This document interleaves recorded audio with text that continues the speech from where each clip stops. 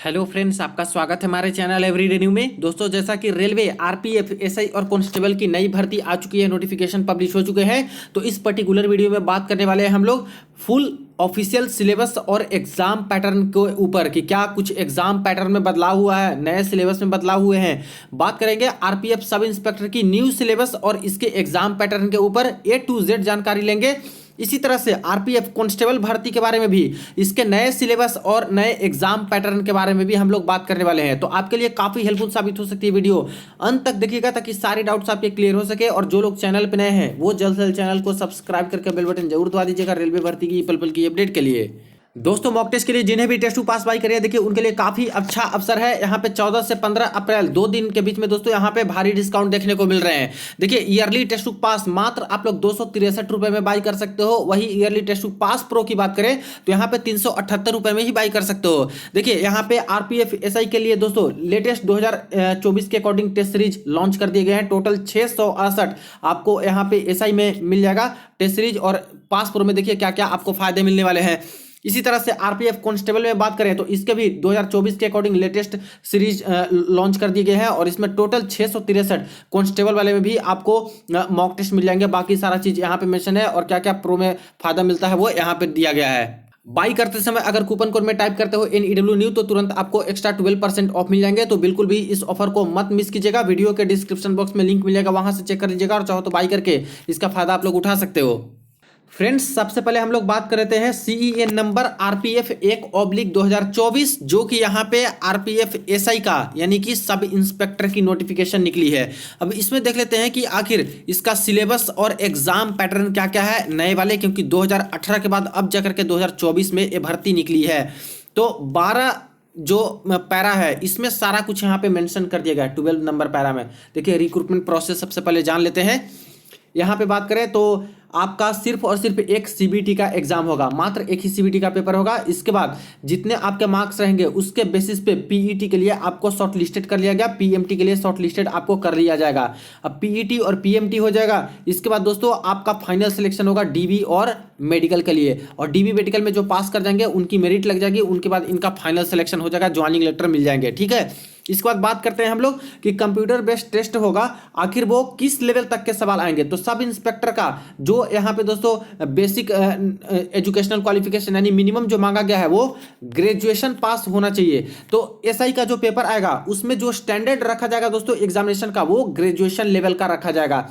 देखिए, प्रीवियस में आपको पता होगा 2018 में कांस्टेबल और एसआई की जो भर्ती निकली थी, कांस्टेबल वाले जो खास करके पेपर आए थे वो लो लेवल के पेपर थे, नॉर्मल लेवल के पेपर थे, लेकिन सब इंस्पेक्टर का जो पेपर आया था उसका लेवल अप आया था, यानी थोड़ा अच्छा खासा लेवल आता है। तो ठीक है, सिलेबस भी हम लोग देख लेंगे, लेकिन एक ग्रेजुएशन लेवल का थोड़ा सिलेबस यहाँ पे अप रहने वाले हैं। चाहे मैथमेटिक्स की बात करें, चाहे रीजनिंग की बात करें, चाहे जीके की बात करें, थोड़ा सा अच्छा लेवल इसमें आएगा।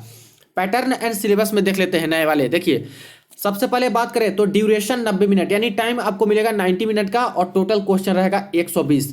तो पहले भी 120 क्वेश्चन था, 90 मिनट था, अभी भी दोस्तों 120 है, यानी इसमें कोई बदलाव नहीं है। टोटल 120 क्वेश्चन मिलेंगे। इसके बाद बात करें कि एक क्वेश्चन पे आपको 1 नंबर यहाँ पे दिए जाएंगे, और इसके बाद यहाँ पे बात किए जाते हैं कि जो छात्र कोई क्वेश्चन को अटेम्प्ट नहीं करेंगे उनमें कोई मार्क अलॉट नहीं किया जाएगा। तो ठीक है, 120 नंबर है, 120 ही क्वेश्चन आपके, और 120 नंबर का। निगेटिव मार्किंग की बात करें कि क्या है, तो बिल्कुल है दोस्तों, 1/3 निगेटिव मार्किंग है एक गलत क्वेश्चन करने पे, एक आंसर गलत करने पे। ठीक है, तो यहां पे बात करें कि 3 आप लोग गलत कर देते हो तो ऐसे केस में क्या है कि एक सही वाला भी आपका डिडक्ट हो जाएगा। तो ये चीजें हैं कि 1/3 यहाँ पे निगेटिव मार्किंग रखी गई है। नॉर्मलाइजेशन है तो बिल्कुल यहाँ पे 4 नंबर पॉइंट में मेंशन है कि normalization of marks will be done for CBTs held in multiple shift, यानी मल्टीपल शिफ्ट में जो आपका पेपर होगा तो दोस्तों यहाँ पे क्या होगा कि नॉर्मलाइजेशन किया जाएगा, तो आपका नॉर्मलाइजेशन की प्रक्रिया यहाँ पे होगी। इसके बाद मिनिमम पास परसेंटेज की बात कर ले तो यूआर ईडब्ल्यूएस और ओबीसी वाले छात्र होंगे, कम से कम 35% इनको मार्क्स लाना ही लाना होगा। SC ST को कम से कम 30% मार्क्स लाना होगा। अब इतनी कम वैकेंसी है, मात्र 452 पोस्ट है सब इंस्पेक्टर में, तो इसकी कोई वैल्यू ही नहीं रह जाती है, क्योंकि ऐसे ही दोस्तों कट ऑफ काफी हाई रहने की उम्मीदें हैं, इतना कम वैकेंसी जो दिए हैं। इसके बाद देख लेते हैं, देखिए the marks scored in CBT shall be counted for shortlisting of candidate for further stages, यानी जो मार्क्स आप लोग सीबीटी के पेपर में लाइएगा वो मार्क्स होगा आगे के स्टेजेज में आपको जाने के लिए, जैसे कि आपका तुरंत ही पीईटी पीएमटी होगा, डीबी मेडिकल होगा, तो ये सब में फाइनल सिलेक्शन हो जाएंगे। अब आ जाते हैं यहाँ पे फुल सिलेबस पे। तो सिलेबस देख लीजिए सब इंस्पेक्टर वाला जो सीबीटी का है, ठीक है। यहाँ पे सबसे पहले बात कर ले तो अर्थमेटिक 35 मार्क्स, यानी जो मैथमेटिक्स के आपके पोर्शन रहेंगे वो टोटल 35 क्वेश्चन रहेंगे, 35 मार्क्स के रहेंगे। और यहाँ पे बात कर ले तो क्वेश्चंस कहाँ से आएंगे, किस किस टॉपिक से, तो क्वेश्चंस ऑन नंबर सिस्टम, जो संख्या पद्धति होता है नंबर सिस्टम से आपके सवाल आएंगे, होल नंबर से आएगा, डेसिमल एंड फ्रैक्शन से सवाल आएंगे, रिलेशनशिप बिटवीन नंबर से आएंगे, फंडामेंटल अर्थमेटिकल ऑपरेशन से क्वेश्चन आएंगे, परसेंटेज का भी सवाल रहेगा, रेशियो एंड प्रोपोर्शंस दिया गया है, एवरेज से भी सवाल आएंगे, interest, simple interest, compound interest से भी सवाल आएंगे, प्रॉफिट एंड लॉस, लाभ एंड हानि वाले से पूछा जाएगा, डिस्काउंट से भी पूछा जाएगा, use of tables and graphs, graphical representation भी आते हैं, पिछला बार भी आया था, एक ग्राफ दे देंगे उससे लगातार 5 क्वेश्चन रिलेटेड पूछेंगे या 4 क्वेश्चन पूछ लेते हैं, तो ऐसे आएंगे सवाल, मेंसुरेशन से सवाल आएगा, टाइम एंड डिस्टेंस से सवाल आपके आएंगे, एक्सेट्रा यहाँ पे बोल दिए गए हैं, यानी कि अदर टॉपिक से भी आएंगे। अब यहाँ पे एक चीज आती है, पूछेंगे कि सर ज्योमेट्री तो यहाँ पे मेंशन नहीं किया गया है, ट्रिगोनोमेट्री भी यहाँ पे मेंशन नहीं किया गया है, इसके बाद अलजेब्रा मेंशन नहीं किया गया है, तो क्या ज्योमेट्री ट्रिगोनोमेट्री अलजेब्रा से नहीं आते हैं? तो बिल्कुल आते हैं दोस्तों, आपके इन सभी टॉपिक से भी सवाल आते हैं। इसलिए मेन जो टॉपिक जो कवर किया जाता है वो यहाँ पे तो बता दिया गया है, इसके अलावा एक्सेट्रा लिख दिया गया है, यानी कुछ सवाल आपके अलग अलग टॉपिक जैसे ट्रिगोनोमेट्री हो गए, अलजेब्रा हो गए, उससे रिलेटेड भी आपका आ जाता है, ठीक है। पहले भी ऐसे लिखते थे लेकिन सवाल आते ही आते हैं, तो इन सब टॉपिक को आपको कवर करना होगा। और टोटल 35 क्वेश्चन, 35 नंबर के मैथ्स। नेक्स्ट आ जाते हैं जनरल इंटेलिजेंस एंड रीजनिंग पे, तो ये भी 35 क्वेश्चन और 35 नंबर का ही रहेगा, ठीक है। इसमें बात करें तो क्वेश्चन ऑन एनालॉजीज, एनालॉजी वाले सवाल आएंगे, एनालॉजी और सिमिलरिटी क्या होता है, डिफरेंसेस वाला, स्पेटियल विजुअलाइजेशन के सवाल आएंगे, स्पेटियल ओरिएंटेशन। देखिए अभी इंग्लिश में ही नोटिफिकेशन जारी हुआ है, इसलिए इंग्लिश का सिलेबस में डिस्कस कर रहा हूं।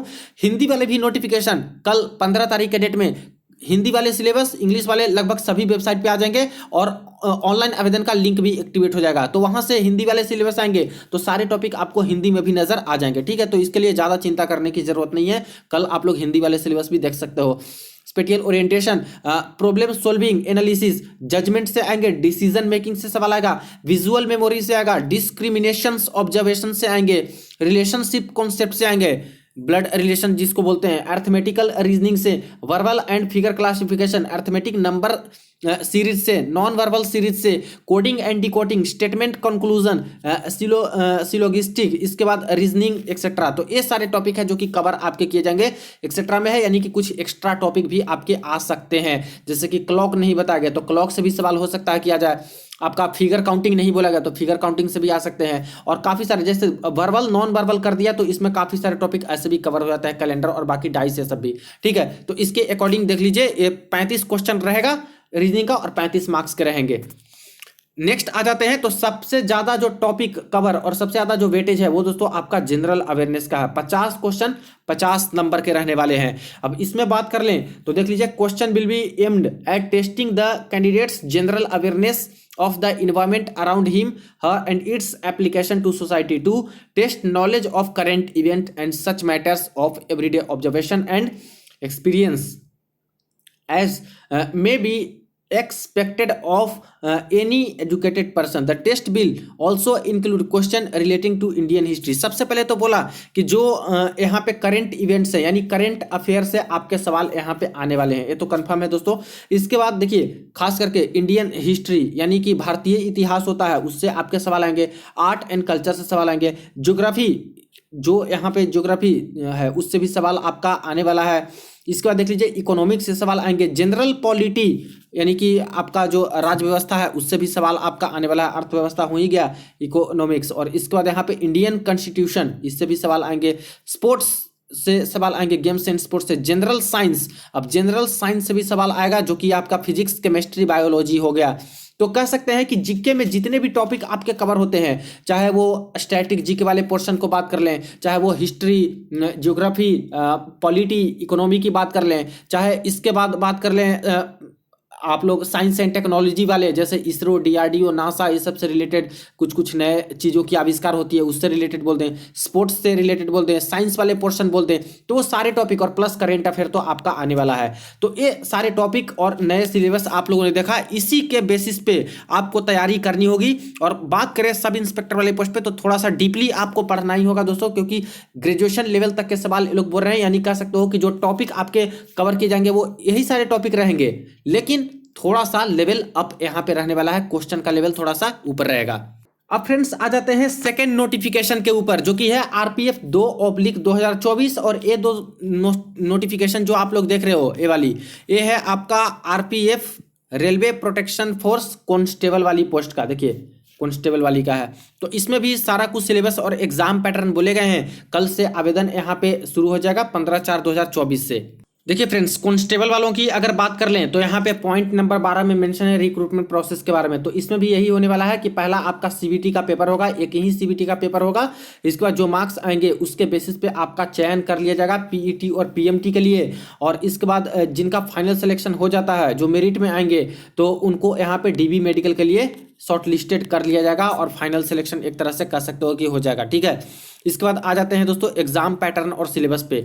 तो सबसे ऊपर ही पॉइंट नंबर 12.1 में मेंशन है कि the standard of examination will be 10th matric level, यानी मिनिमम क्वालिफिकेशन इसमें 10th पास मांगा है कांस्टेबल वाले में। इसलिए जो आपके एग्जाम के पैटर्न रहेंगे और प्लस सिलेबस रहेगा वो फॉलो किया जाएगा स्टैंडर्ड 10th लेवल तक का ही, ठीक है। ज्यादा हार्ड क्वेश्चन आपके लिए नहीं आएंगे, ज्यादा अप लेवल पे सेट नहीं किया जाएगा क्वेश्चन, तो 10th लेवल तक का ही प्रश्न आपके पूछे जाएंगे। जिसमें से बात कर ले तो पैटर्न एंड सिलेबस सीबीटी का कुछ इस प्रकार से है। सबसे पहले एग्जाम पैटर्न में बात करें तो 120 टोटल क्वेश्चन है और 90 मिनट का आपको समय यहाँ पे मिलने वाला है। इसी तरह से 1 मार्क एक क्वेश्चन पे आपको मिलेगा सही करोगे तो, और इसके बाद जिस क्वेश्चन का आंसर नहीं दीजिएगा तो यहाँ पे कोई मार्क्स जो है डिडक्ट नहीं किए जाएंगे, ठीक है। निगेटिव मार्किंग की बात करें तो 1/3 यहाँ पे निगेटिव मार्किंग रखी गई है। एक गलत करते हो, सॉरी 3 गलत कर लेते हो तो एक सही भी किए हो, उसका भी एक तरह से खामियाजा आपको भुगतना पड़ सकता है, ठीक है। तो निगेटिव मार्किंग भी है, एसआई में भी था, कांस्टेबल में भी है। इसी तरह से मल्टीपल शिफ्ट में पेपर होगा तो यहाँ पे भी नॉर्मलाइजेशन होगा आपका कांस्टेबल वाले में भी। यहाँ पे minimum qualifying marks UR EWS OBC के लिए 35%, एससी एसटी के लिए 30% रखे गए हैं। हालांकि इसकी कोई वैल्यू नहीं है क्योंकि यहाँ पे इतना कम वैकेंसी है कि काफ़ी हाई कट ऑफ चला जाएगा।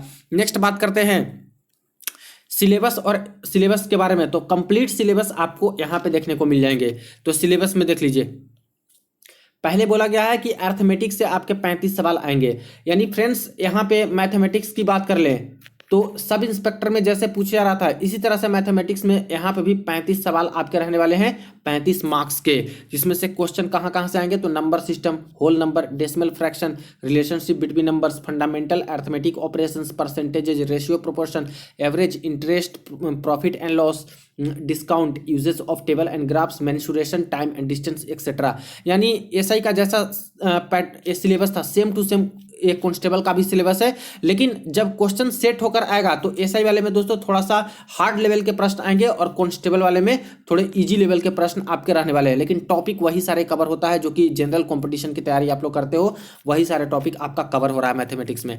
तो 35 क्वेश्चन 35 नंबर का मैथमेटिक्स। जनरल इंटेलिजेंस और रीजनिंग में आते हैं तो same to same pattern SI की तरह यहाँ भी 35 क्वेश्चन 35 नंबर के आपके रहने वाले हैं। और टॉपिक आप लोग देख सकते हो सेम टॉपिक वही वाली है जो मैंने आपको थोड़ी देर पहले एसआई का बताया, वही सारे टॉपिक आपको यहाँ पे नजर आ जाएंगे। तो इसमें भी थोड़ा लेवल डाउन रहेगा कांस्टेबल वाली जब पेपर आएगी तो, और एसआई वाले में थोड़ा पेपर का लेवल जो है अप रहेगा, यानी कि थोड़ा हार्ड लेवल पे सेट किया जाएगा। एक बात और है, जो कैंडिडेट 10th पास हैं और ग्रेजुएशन भी कर चुके हैं वो दोनों का ही फॉर्म आवेदन कर सकते हैं। सब इंस्पेक्टर का भी फॉर्म डाल सकते हैं और इसके बाद कांस्टेबल का भी फॉर्म यहाँ पे डाल सकते हैं अलग अलग, ठीक है। क्योंकि 2 अलग अलग नोटिफिकेशन निकली है तो 2 बार आपको फॉर्म डालना होगा, एक सब इंस्पेक्टर का डालना होगा, एक कांस्टेबल का आपको फॉर्म यहाँ पे डालना होगा। और 2 बार फॉर्म डालिएगा तो 2 बार आपको फी भी यहाँ पे लगेंगे। कल आवेदन शुरू हो जाएगा तो सारा A to Z जानकारी मैं दे दूंगा वीडियो बना के, ताकि किसी छात्र को कोई डाउट यहाँ पे ना रहे और आप लोग अच्छे से फॉर्म यहाँ पे भर सको, ठीक है। बाकी यहाँ पे आप लोग समझ रहे हो। नेक्स्ट बात करते हैं जनरल अवेयरनेस और जीके और करंट अफेयर में। तो देखिए इसका वेटेज सबसे ज्यादा है। सब इंस्पेक्टर में जैसा था कांस्टेबल में भी दोस्तों सेम टू सेम यहाँ पे वैसा ही पैटर्न है। और सिलेबस है। देखिए यही सारे चीज़ मेंशन किया गया है कि करंट इवेंट से तो आएगा ही, करंट अफेयर से, इसके अलावा देखिए हिस्ट्री से, art and culture, geography, economics, general polity, Indian constitution, sports, general science and etcetera.